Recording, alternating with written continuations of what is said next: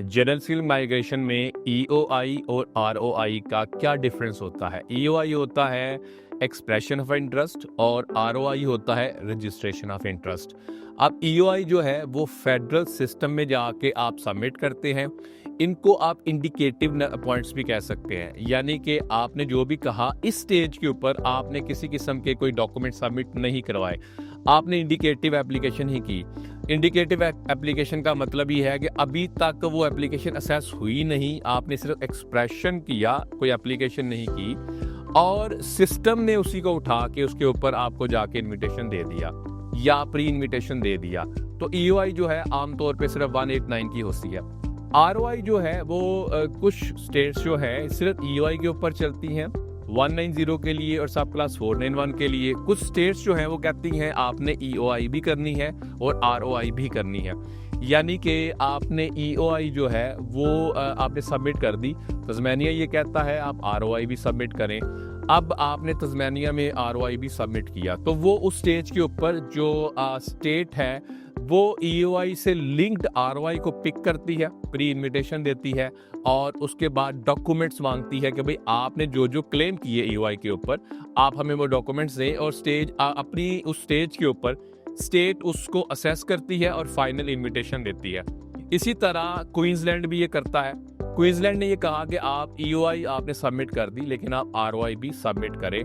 अब इसके अलावा जो है जो ईओआई है और आरओआई है, आरओआई स्टेट क्या करता है, देखिए एक बात ज़हन में रखें, एक दफ़ा फाइनल इनविटेशन मिल गया या स्टेट ने फाइनली इनवाइट कर दिया तो अब स्टेट के हाथ से वो सीट निकल गई, यानी स्टेट को कोटा मिला था 100 सीटों का।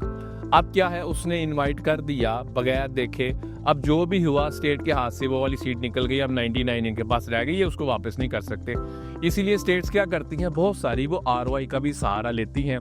नॉर्दर्न टेरिटरी भी आरओआई की तरफ जाती है, लेकिन अगर वेस्टर्न ऑस्ट्रेलिया को देखा जाए तो वो ईओआई और आरओआई को अलग-अलग नहीं करती। वो क्या करते हैं, उनका अपना एक प्रोसेस है, यानी ईओआई से ही वो उठाते हैं लेकिन प्री इनविटेशन भेजते हैं, आपको फाइनल इनविटेशन नहीं भेजते। यानी आपने एक्सप्रेशन ऑफ इंटरेस्ट को सबमिट किया और प्री इनविटेशन भेज दिया वेस्टर्न ऑस्ट्रेलिया ने। अब क्या करते हैं, आपको 14 दिन या 28 दिन देते हैं। वो ये कहते हैं कि भाई आप जो है आपने जो जो दावे किए हैं, यानी एक बंदे ने कहा मैंने बैचलर्स पढ़ा हुआ है, मेरी जो क्वालिफिकेशन है वो रीजनल क्वालिफिकेशन है, ऑस्ट्रेलियन स्टडी के भी पॉइंट्स है, एटसेट्रा एटसेट्रा। तो इस स्टेज के ऊपर क्या करेगा, वो स्टेट जो है यानी वेस्टर्न ऑस्ट्रेलिया इटसेल्फ, उनके ऑफिसर्स वो देखते हैं, वो डॉक्यूमेंट्स मांगते हैं, वो बैंक स्टेटमेंट एटसेट्रा जो भी उनको चाहिए होता है वो सारे डॉक्यूमेंट्स मांगते हैं। जो भी आपने वहां पे दावा किया ईओआई के ऊपर, इस स्टेज के ऊपर, वो आपकी जो ईओआई है उसको वेट करते हैं, उसको असेस करते हैं, फाइनल इनविटेशन देते हैं।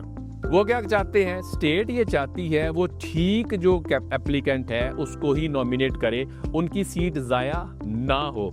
इसीलिए वो कॉन्फिडेंस से इस काम को कर सके, स्टेट इसके अंदर इन्वॉल्व होती है, क्योंकि सब क्लास 190 और सब क्लास 491 दोनों स्टेट नॉमिनेटेड है, इसीलिए स्टेट अपना रोल भी इसके अंदर अदा करती है। इसी तरह अगर न्यू साउथ वेल्स की बात करें तो न्यू साउथ वेल्स भी सिर्फ ईओआई का सहारा लेती है। आरओआई जो है वो 491 के लिए पाथवे 1 पाथवे 3 के अंदर इसका सहारा लेती है। अब न्यू साउथ वेल्स वाले क्या करते हैं, ये ईओआई आपने सबमिट कर दी तो उसके बाद प्री इनविटेशन भेजती है। प्री इनविटेशन स्टेज के ऊपर स्टेट जो ऑफिसर है वो क्या करेगा, वो इसको असेस करेगा। यानी आपने कहा मेरे पास बैचलर्स था, बैचलर को असेस कर लिया, एम्प्लॉयमेंट मेरे जो पॉइंट्स थे वो उसी स्टेज पर देख लेते हैं कि भाई आपने जो एम्प्लॉयमेंट के पॉइंट्स जो है क्लेम किए वो ठीक थे या नहीं ठीक थे।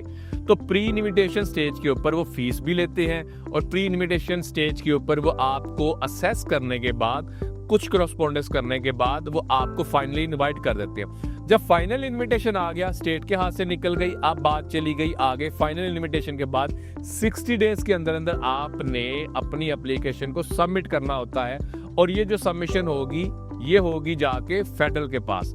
तो भाई ये ईओआई और आरओआई का फर्क है। ईओआई इंडिकेटिव नंबर्स है और आरओआई स्टेज के ऊपर असेस हो जाती है, स्टेट इसको असेस कर लेती है। आपका सवाल है, कमेंट है, क्यूरी है, कमेंट बॉक्स में कमेंट कर सकते हैं। हमें सपोर्ट करने के लिए, हमारे चैनल को सपोर्ट करने के लिए सब्सक्राइब करें।